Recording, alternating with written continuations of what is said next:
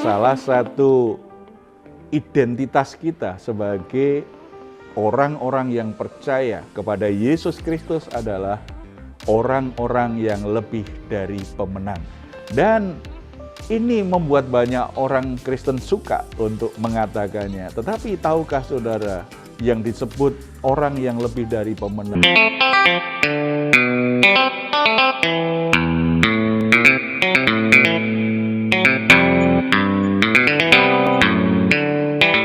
Shalom, God Lover yang dikasihi oleh Tuhan Yesus. Senang boleh kembali berjumpa dengan saudara semua dalam program Raise and God malam hari ini bersama Diaspora TV. Setelah melewati berbagai kesibukan sepanjang hari ini, mungkin ada situasi tertentu yang membuat jiwa saudara menjadi letih lesu dan berbeban berat. Apapun keadaannya, jangan menyerah. Sebab Tuhan mengundang kita semua untuk mengalami kelegaan setiap hari. Ini yang dikatakan Tuhan Yesus kepada kita. Marilah kepadaku semua yang letih lesu dan berbeban berat. Aku akan memberi kelegaan kepadamu. Puji Tuhan.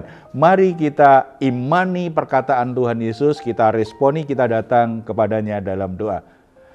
Bapa di surga, kami datang kepadamu karena kami percaya dalam Yesus Kristus. Kami diposisikan sebagai orang-orang benar, berdamai denganmu dan diberi kuasa menjadi anak-anak Allah, boleh mengungkapkan semua beban berat hidup kami, semua kerinduan dan isi hati kami. Tuhan mengerti apa yang sedang kami alami saat ini. Setiap situasi sulit yang sedang kami hadapi, masalah-masalah yang menekan jiwa kami. Kami yakin dengan sepenuhnya bahwa firman-Mu ya dan amin. Ketika kami datang kepadamu, Tuhan memberi kami kelegaan, jalan keluar yang terbaik. Tuhan beri kami kekuatan dan hikmat untuk menyelesaikan masalah-masalah yang sedang kami hadapi. Bapa, ini kami, berbicaralah kepada kami lewat firman-Mu saat ini. Dalam nama Tuhan Yesus Kristus. Amin. Saudara-saudara yang dikasihi oleh Tuhan, salah satu identitas kita sebagai orang-orang yang percaya kepada Yesus Kristus adalah orang-orang yang lebih dari pemenang. Dan ini membuat banyak orang Kristen suka untuk mengatakannya. Tetapi tahukah saudara yang disebut orang yang lebih dari pemenang itu beda dengan pemenang. Kalau pemenang, orang akan berjuang sepenuh hati, sekuat tenaganya untuk meraih kemenangannya, meraih keberhasilannya. Tetapi orang yang lebih dari pemenang, kemenangan itu adalah anugerah, pemberian yang diberikan oleh seseorang yang sudah berjuang memenangkan sebuah pertandingan dan pialanya dan hadiahnya akhirnya dibagikan kepada kita. Posisi kita adalah posisi orang yang lebih dari pemenang. Dalam iman kita, hidup orang percaya itu adalah orang yang lebih dari pemenang. Kita adalah orang-orang yang lebih dari pemenang. Kita akan menang terhadap dosa. Kita akan berhasil dalam hidup ini. Kita bisa meraih apa yang kita impikan. Semua kemenangan, semua keberhasilan, dasarnya bukan kepandaian kita, dasarnya bukan kehebatan dan kekuatan kita, tetapi pemberian, anugerah yang diberikan kepada kita oleh Allah karena Yesus Kristus sudah mengalahkan musuh terberat manusia, yaitu dosa, yaitu kuasa maut. Dia sudah mati dan dibangkitkan.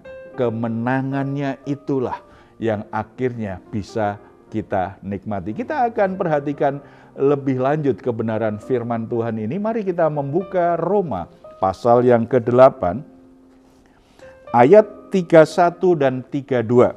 Saya akan membacakan untuk kita semua. Sebab itu apakah yang akan kita katakan tentang semuanya itu? Jika Allah di pihak kita, siapakah yang akan melawan kita?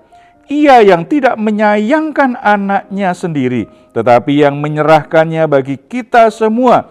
Bagaimanakah mungkin ia tidak mengaruniakan segala sesuatu kepada kita bersama-sama dengan Dia.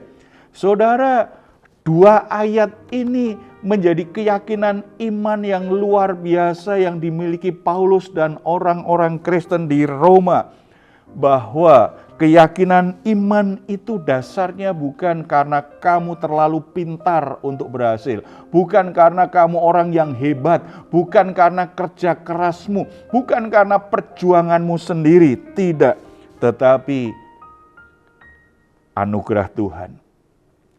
Kita harus punya keyakinan iman bahwa kita ada di posisi kemenangannya Tuhan. Kita ada di posisi sebagai orang yang lebih dari pemenang dengan dua alasan ini. Yang pertama, tadi ayat 31 saya baca lagi. Sebab itu apakah yang akan kita katakan tentang semuanya itu? Jika Allah di pihak kita, siapakah yang akan melawan kita? Keyakinan iman kita didasarkan pertama, karena Allah di pihak kita. Semua musuh kehidupan kita, apapun bentuknya, tidak ada yang sanggup mengalahkan kita. Karena Allah di pihak kita, bukan karena kita hebat, bukan karena kita terlalu kuat. Kita tidak akan terkalahkan dengan masalah hidup ini, bukan karena kita terlalu pintar, tetapi Allah ada di pihak kita. Kita sanggup keluar dari perhambaan dosa. Kita sanggup untuk alami kelepasan terhadap ikatan-ikatan dosa kita. Bukan karena kita ini orang yang terlalu kudus untuk bisa berdosa. Bukan karena Allah di pihak kita. Allah menyelamatkan kita, menebus kita lewat pengorbanan Tuhan Yesus Kristus di atas kayu salib. Jadi saudara-saudara, kebenaran ini akan menjadi keyakinan iman dan hasilnya menjalani hidup itu optimis, menjalani hidup itu berani, menjalani hidup itu selalu ada pengharapan, dan kita tidak akan mudah menyerah dengan godaan pencobaan untuk kembali jatuh dalam dosa, kompromi dengan dosa, dan kita akan terus bertumbuh dalam Tuhan dengan baik. Karena apa? Allah di pihak kita. Kalau Allah di pihak kita, bukankah setiap masalah jadi terlalu kecil? Kalau Allah di pihak kita, bukankah masalah yang sangat berat jadi terasa ringan? Bukankah kalau Allah di pihak kita, dosa yang mengikat kita akhirnya bisa terlepas? Bukankah kalau Allah di pihak kita, iblis yang memperdaya kita akan bisa kita kalahkan? Karena Allah punya kuasa tidak terbatas. Karena Allah punya kuasa yang tidak terkalahkan oleh siapapun juga. Tidak ada alasan bagi kita untuk menyerah kalah oleh masalah, apalagi oleh dosa, apalagi oleh iblis. Kita menjadi seseorang yang punya keberanian menghadapi masalah apapun, godaan apapun. Kita menjadi tipe orang yang tidak mudah terkalahkan karena kita yakin, kita punya keyakinan iman yang teguh, Allah di pihakku. Dan yang kedua, karena Allah tidak menyayangkan anaknya, kasih Allah itu kasih yang sempurna. Kita baca kembali ayat 32.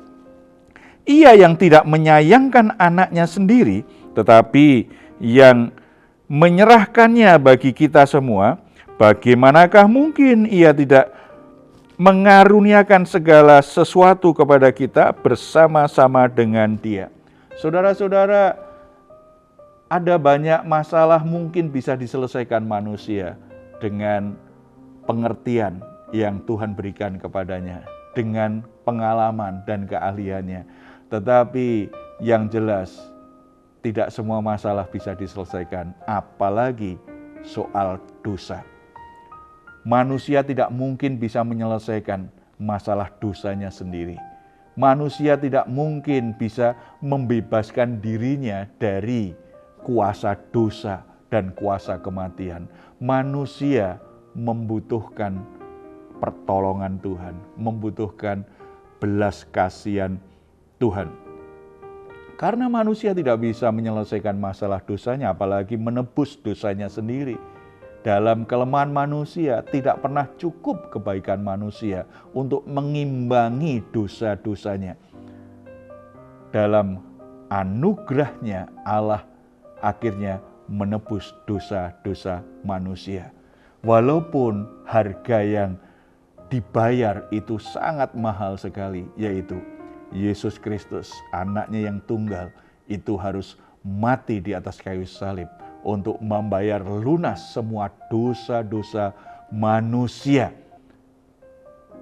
Tetapi itu diberikannya demi kasih-Nya.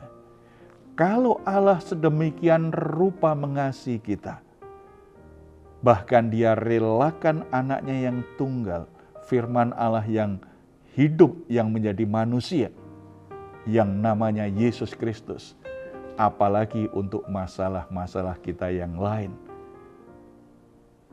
Masalah apa yang sedang saudara alami saat ini? Masalah kesehatan, masalah rumah tangga, masalah keuangan, atau tentang pekerjaanmu, bisnismu, masalah apapun. Atau mungkin saudara sedang bergumul dengan kebiasaan-kebiasaan buruk yang selama ini mengikatmu. Apapun itu, percayalah kalau dalam kasih-Nya Allah sudah menyerahkan anaknya yang tunggal untuk menebus dosa-dosamu, untuk membayar lunas dan membebaskanmu dari perbudakan dosa. Maka masalah-masalah yang lain itu pasti akan Tuhan tolong. Tidak ada masalah yang terlalu berat bagi Allah, sebab yang paling sulit yaitu Dia harus menyerahkan Yesus Kristus menanggung dosa seluruh umat manusia. Itu pekerjaan yang begitu sulit karena Dia Maha Kudus. Itu saja Dia sudah lakukan. Masalah-masalahmu yang lain pasti Tuhan tolong. Oleh sebab itu jangan menyerah dengan masalahmu, jangan kalah dengan godaan, jangan biarkan hidupmu terus diperbudak dengan kebiasaan buruk, dengan dosa-dosa, atau saudara akhirnya kompromi menyelesaikan masalahmu dengan cara-cara yang berdosa. Tidak, saudara diposisikan sebagai orang yang lebih dari pemenang. Saudara sudah ada di jalur yang benar, jalur di mana kemenangan Yesus Kristus itu menjadi bagian hidupmu. Nikmati itu dan bertindak seperti orang yang ada di posisi itu, sebagai orang yang lebih dari pemenang. Mari kita bersatu dalam doa. Bapa di surga, kami mengucap syukur karena di dalam Yesus Kristus kami punya keyakinan iman. Kami adalah orang-orang yang lebih dari pemenang. Bukan karena kami hebat, bukan karena kami sempurna, kuat, dan terlalu pintar menjalani hidup ini. Tetapi karena Yesus Kristus sudah menebus dosa kami. Kami sangat percaya Bapa, sebagai orang-orang yang lebih dari pemenang. Kami semua akan sanggup untuk mengatasi semua masalah-masalah godaan dalam hidup kami. Hamba-Mu berdoa untuk saudara-saudara terkasih yang saat ini sedang bergumul dengan dosa-dosanya, bergumul dengan kebiasaan-kebiasaan buruknya. Biarlah Engkau menghampiri dia, jamah dia Bapa, biar dia boleh mengalami kemenangan Yesus Kristus dalam hidup mereka. Dalam nama Tuhan Yesus, Tuhan bebaskan mereka dari semua ikatan dan Tuhan bawa mereka dalam kemenangan-Mu.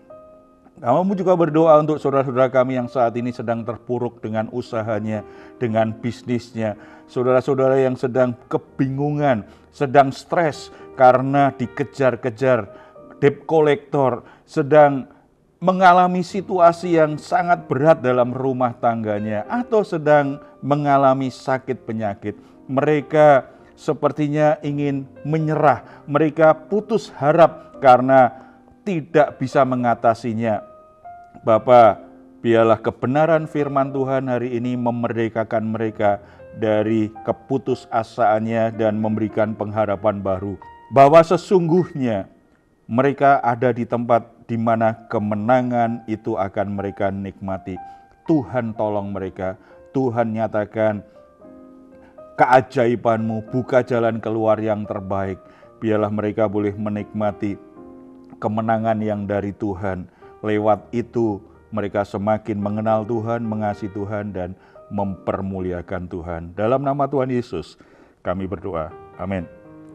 Jika saat ini saudara sedang mengalami pergumulan, atau keluarga saudara, pekerjaan saudara, atau kesehatan saudara juga sedang bermasalah, saudara membutuhkan dukungan doa, di layar saudara ada nomor telepon yang bisa saudara hubungi.